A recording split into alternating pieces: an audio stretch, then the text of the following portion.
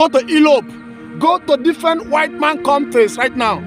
On Sunday, when you go in some cathedral churches, big churches, you will not see people that praise. You will see only few old people. Where is the youth in that area? They don't have time for God.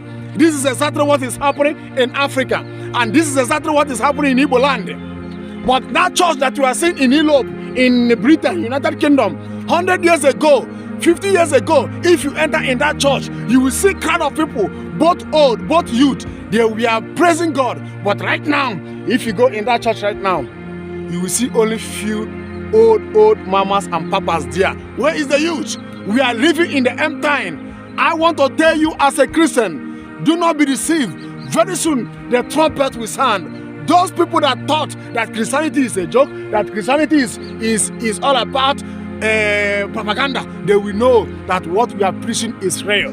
But before that time, it will be too late for them. This is exactly what happened in the time of Noah. This is exactly what happened in the time of Sodom and Gomorrah. Before they will realize that what these people, what Lord is saying is true, it has been too late for them. Before they know that what Noah was preaching for many years ago is true, it has been too late for them. My brother, my sister, do not be deceived, and don't allow these people to deceive you. We are living in the end time. Believe in Jesus Christ of Nazareth, and you will not regret it.